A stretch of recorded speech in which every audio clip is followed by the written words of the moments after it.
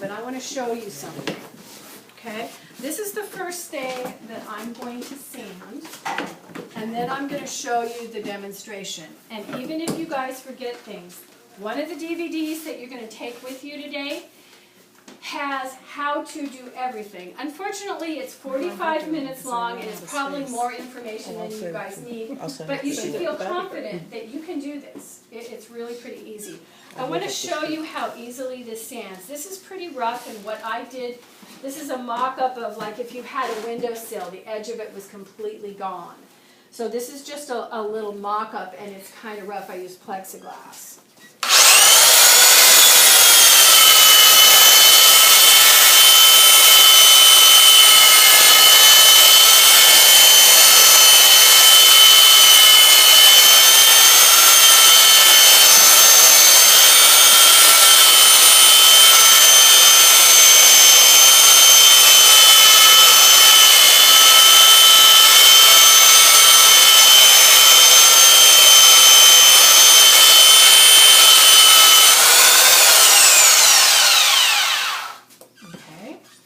Just did a little bit of sanding. There's a couple little pinky. And what is that, like 60 grit? I think that was an 80 grit. 80 grit. Okay. 80 grit. Okay, now we have some air bubbles, and sometimes you get that. But what you can do is you can just fill it in once again. Then I'm going to release this. You know, if you had a windowsill, okay, you sanded the top. That didn't take that long. And you also don't want to, when you're working with the epoxy, you don't want to overbuild it. Because once again, am I going to be able to do this? No. Let's see. How are we going to do this?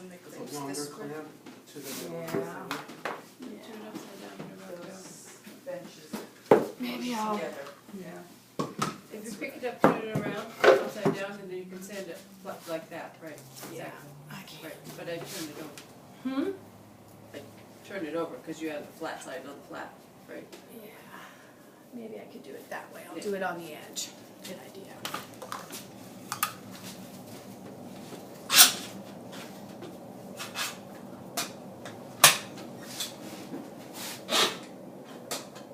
Okay, I know it's hard to see. I was hoping I could flip it up so that you guys could see it, but that's okay.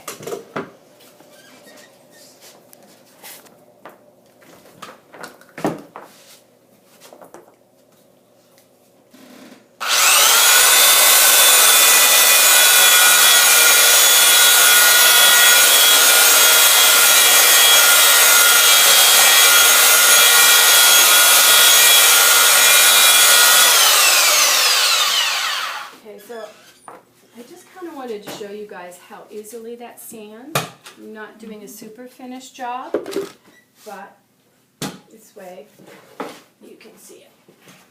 And then you can just pass that around, and once again you might get a few air bubbles in it. This sample wasn't done that long ago, so it's a little softer than normal, but just see how hard the edge is, and you know the quality of the repair that you were going to get if you chose, you know, to do it this way. When you do refill those air bubbles that you've discovered, you don't have to use the no, and once again, the only reason for the bonding agent is to bond it to the substrate. Okay. It's not to bond the epoxy to itself, because the epoxy sticks really well to itself. Could you give us a sense of how much of a tube that is? Yeah, I you can would squirt some say of it out at some point. it's like It'd be great to see how 25, it I comes out. think it's like 25 cubic inches. Okay, I'm going to give you a visual. If you were to squirt out a tube on a flat surface, you'd get about the size of a very large grapefruit. And that doesn't sound like a lot, but when you're doing your repairs, you know, it really is. And especially like taking up volume, like if you had the bottom of a square post on a column, maybe the bottom of it's square and that's where it's all rotted out and the top is decorative. What you could do is cut out as much of the bad as you possibly can, and also put a filler piece in there to take up volume. And on this system, how to, yeah, like this, Aaron brought these in. Well, that's about 450 milliliters, that's 150 milliliters Yeah. for volume. Yeah. So anyway, on the system DVD, there's a repair that is done in a cornice overhead where, you know, you're looking up like this and there's a big round hole, and instead of filling that with the FlexTech, which would take up a lot of material and be a little bit costly, what they did was they cut it out square, and then they put a square piece of wood in it and do what we call butter it in with the FlexTech, so that it's bonded on all sides and you're taking up volume. So that's a really good little trick too. But you prep the wood with the bonding agent. Yes, remember, bonding agent, that visual, it acts like an anchor to your substrate. Now, if you had a plaster mold that was repairing ornate piece on the trim, could you just put the FlexTech over that so that it would seal it Yes. for a longer lasting? Yes, you could. If you hold it Yeah, to I it. would probably try to use, I'd have to see it, but I'd probably try to use, you know, the Primatrate. So there's, This has that's the been bubble. used to repair plaster, both decorative and stress cracks. One of the Henry Coffin houses on Nantucket, they had a very, very ornate ceiling, and they put it back together, glued it back together with the FlexTech. So, once again, there's a little bit of skill involved to it, but it can be done and it's a lot stronger. I know over at Dartmouth, there was some house, I think they were adding on to the school, and they were using dynamite to blast, and they, oh my gosh, the stress cracks in this house, it was awful. So, you know, the owners were beside themselves, and they were able to use the FlexTech to repair that. Or for example, like around a door frame. Sometimes in old houses, the lath and plaster, the keys break, and the wood comes apart from a door frame. Well, you can tape and spackle that, which takes a lot of time and doesn't last that long. You know, there's movement. But another good way to seal that up is open that up a little bit, use your Primatrate and your FlexTech, and that will help glue it and hold it together, you know, like, because the keys move. And that's a real good. So if Yeah, you're it's using it as a cement, you would use a combination or just the? It depends bond? on your repair. If Remember, there's no void to fill, if you're actually going to use it as a Sealer. well, like I'm picturing a step, a concrete step where the corner broke off. you would You definitely, want yes. just this, you wouldn't. No, you'd use both of Both, it, because okay. once again, and I'll show you, the reason can't for see. this is to you want to bond the FlexTech deeper than a surface bond. So it's gonna go through the porous fibers, it'll be tacky, and then when you mix up the FlexTech and add it in a square, you know, on the corner, then it's not just gonna stick to the surface. Yes, the FlexTech will stick to the surface, but you want to go way deep into the wood like you would hook an anchor in, you know, at the bottom of the ocean when, you know, you're in your boat. So it penetrates. So it penetrates very deeply. How long do you let the primate, You want to let it, what we call dwell on the surface for a minimum of 10 minutes. And it doesn't have to be super exact, but just try to give it 10 minutes. You don't want it to be glassy hard and dry for like an hour. And that's plenty of time So to plan work. to do the two things Oh, you- together. oh, you have The to do it. The penetrating thing, and then you begin mixing your FlexTechs at the same, you know, nearly immediately after, and then it works. Right. I'm just going to show you the guys this one just for 2 seconds.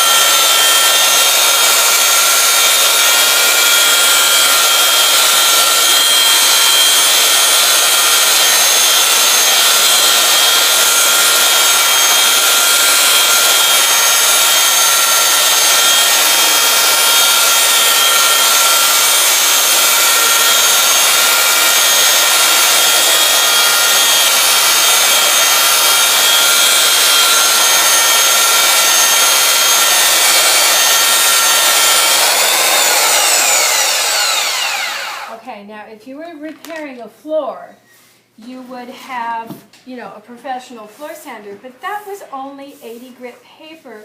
And, I mean, this is a little bit gummy because it was warm, but, I mean, feel that. That is really a good, solid repair. And then you can varnish over it and the color would come back dark? Yes. Yeah. See, like if I go like this, you know, and you may want to stain this. You may want to Yeah, I stain was this just gonna floor. ask that, if you stain the floor with this, absorb and some of the Well, stain? you wouldn't want to use the dry powder pigment. You would want to use a regular source. Yeah, that's what I mean, and the Flex Tech would absorb some of that color? It won't absorb But if you're any having color the because it's not a coarse material. That's why you have to So- tint it. Do the flex text first, and then finish up your From the your sander. sanding, and the sander will. Because I sanded it, and then it will just cool down. I mean, I was sanding that for quite a while. Feel the wood is good. Yeah, right, that just shows you different temperatures. Okay, all right, let's go to that. With the guys being a couple of years ago, it wasn't like last year, it was the year before. Floors are tough, you know, with the heat and thaw, and I'm not gonna say that it's not gonna crack out, but it's better than doing nothing. Yeah, yeah. That's pretty solid. I have to go. Okay. Thank you. You're welcome. I'm sorry I've been missing that. I'm sorry. But I grabbed everything from upstairs. Did you get the DVD? Yes, I Did did. you get a t-shirt to paint in? No. Go upstairs and get yourself a t-shirt. Okay. Does it stick to wax paper? It doesn't really stick to wax paper, but really wax paper is not a good thing. It's really not. Plexiglass. Okay. I'm gonna show you really quickly, and then we'll wrap up. What are you doing? I am doing dentistry. Where is this stupid? There it is. Okay. This is an awesome tool, but this is like dentistry.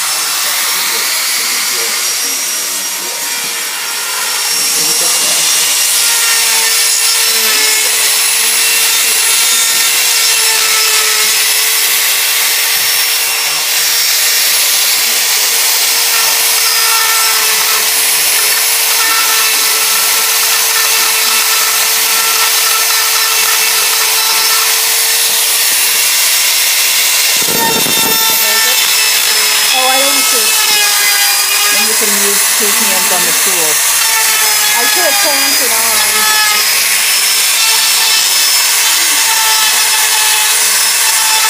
You want me to turn it towards you where I'm in a little bit?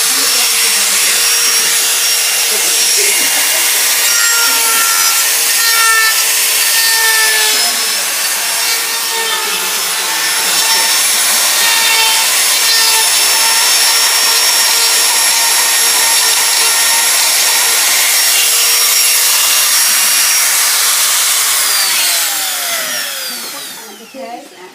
This is a Bosch. This is a die grinder. No, the bit. I'm not sure what kind of bit. You'd have to ask Erin. I'm not sure what kind of bit that is that she has on there.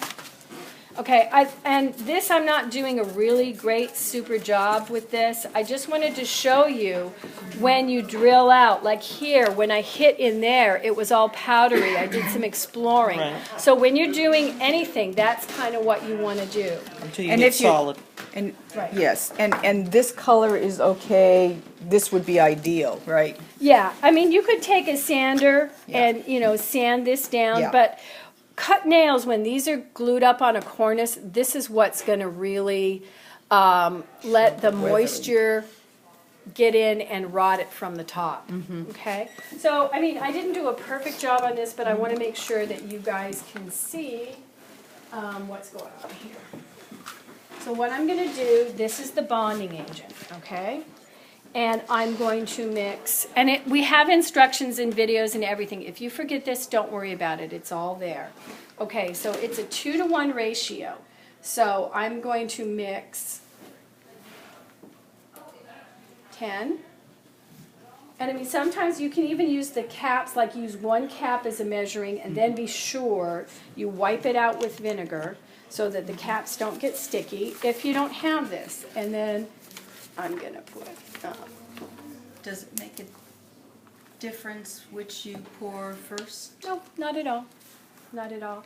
Would you hand me the, thank you so much. So I'm just gonna take my little trowel and I'm gonna mix it up like that. And you're not gloved, so I'm assuming it's not highly toxic if it gets on your skin, which is It's not surprising. to me, but some people, I mean, I can't say that for everybody, we're all different. So if I wasn't pressed for time, I would probably go up and get my garden gloves because getting epoxy on your hands. Yeah. Would you hand me that? And some Or even paper towels? latex gloves, would they work, or would Oh, they yeah. just deteriorate? Okay. No, I mean, Yeah, they I mean, will, the, you know, but- the quickie ones that we can throw out all the But time. honestly, the garden gloves, because Yeah. they're tougher. Yeah. You know, and I find that the Playtex gloves, you know, they're just tight and they're hard, you know, to work with. Okay. So normal household vinegar.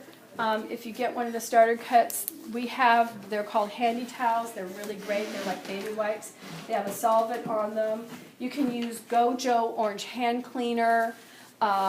Mixing up your product, you can go to the Walmart, the dollar store, and get a plastic cutting board. You can use a piece of plexiglass. You can use cardboard to do that. This one doesn't have a label on it. This is a demo one, so we're gonna go like this.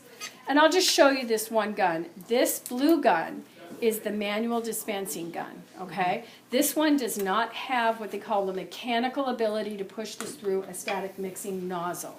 So it has a plastic round. If you use this, you can use a penny to cap it off, or you can use a little piece of plastic. And then it has two half-shaped pins for each side, and you just pull these out like this, okay? And then put them to the Do side. they only fit one way? No. Well, I'm Well. sorry, that's not true. That's not true. You can see how they can go Oh, in. I see, yeah, definitely, they only fit one way. Okay. Now, what I'm gonna do first, because of the way the plungers are, I'm gonna dispense a little bit of it out like this. And you can see how it comes out. You want them to come out in an equal stream, okay? All right, so now it's in an equal stream. Because epoxy needs to be mixed in the correct ratio or it will not cure properly. So I'm gonna dispense a little of it right here. Those See? were new tubes, right, when you opened them? So you're gonna lose a couple tablespoons when you open each. And when you open each. it's just the nature of the beast. Sure, sure. Okay, so then what I'm gonna do is I'm gonna take one of my cutting knives, like this. And actually, they have gloves right here, look at that. Could you use one of those tips on that gun if you didn't want to bother mixing it? Only if you have the orange gun, because it has to have the mechanical pressure or it will not mix the epoxy properly and it will break the gun. So there's an orange gun and then there's the manual. Right. And, you know, like I said before, all that is on the system DVD about the difference between all the dispensing guns.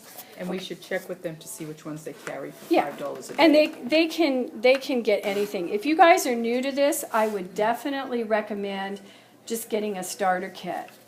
Okay? And I'm mixing this just on plexiglass to show you. You just want it a consistent color. You don't want to mix it in a cup. You want to mix it on a flat surface, almost like an artist would mix up paint. Kind of like this. So you guys can see this is all one consistent color. And what's cool is it doesn't matter how long you mix it. You know how when you mix other kinds of epoxies, stirring it more makes it. Yeah. Okay, now the other cool thing, okay, you can faster. see how this is like a gel-like material. If I were on a cornice 3 stories in the air, I could take this like this and hold it over my head and work, and it's not going to slump out, it's not going to sag, it's not going to fall out on you. And that's why using the bonding agent is really important, okay? I am not going to let this sit for 10 minutes because I know you guys want to get going and we need to wrap up. But you see how I'm getting in here like this? I'm just going to do this little teeny repair. I'm sorry I spent so much time talking and not like working on repairs for you guys. Well, Yeah, but your sometimes, confidence is given by watching this. Yeah. Oh, I can do that little drilling bit. I can do that. I I can do always that. say to women, you know, it's like, okay, can you frost a cake? Yes, I can frost a cake. Yeah. Well, then you can pack some oil. Now, Yes. what is the price range for the different, that you're gonna have to, I don't remember off the top of my head, but, ask Aaron what their pricing is, and they have everything. They have And it's everything. cheaper here because I've priced it at a paint store, and they gave me the contractor's price, and it was still $25 cheaper here. Is that also what's it, 10 minutes is the working, No, 10 10 minutes minutes, for the bonder to for- get, you want it to dwell, you Okay. wanna give it a chance to work on the surface, you want it to go, And penetrate. you know, deeply, and you can see how liquid this is. Yeah. This is, you know, how you would use it as an end grain sealer. Mm-hmm. Let's say, you see how open this grain is? The bottom of a door, you would mix up a little bit of I wish it. I had known this. Well, in you're the knowing fall, it now, and last see, fall. all you have to do is paint a little bit on, and then when that dries, you know, then, you know, you're gonna help seal out, you know, the moisture. Is the moisture gonna get in here and in here, or is it gonna get in here and go down? That's a possibility. do you know about how long that end grain is gonna be, how long that seal is good for? Depends on, you know, the top, it depends on how much moisture's on the bottom. Like the bottom of a door, for instance. You know, we haven't Can done, you get years of sealing you effectiveness with that? you can. well, you Can you would put pick- the flex, Some tech people, over this. No, you that's don't just have to seal to, it. you don't have to, you don't have to. Like everybody tells you, you have to seal all surfaces of a door so that they Yeah. don't, you know, the paint doesn't peel and all that stuff. That seal. It has to dry 24 hours at a consistent 70 degrees. Like I said before, if the temperature drops a little bit, you don't want it to be tacky because you're gonna mess it up. You really have to wait and let it cure. It's not like we don't have other, you know, like a million things to do. If you're working on a ceiling, Yeah. and you're using that liquid, Uh-huh. will it still absorb up into the grains and fibers, or will Sure. it will? Yeah, it wicks up, and, you know, depending on what kind of paintbrush you use, how you put it in. It's just, you know, kind of like paint. So it drinks it. It drinks it, yeah. So here, you can see how I'm just filling this in.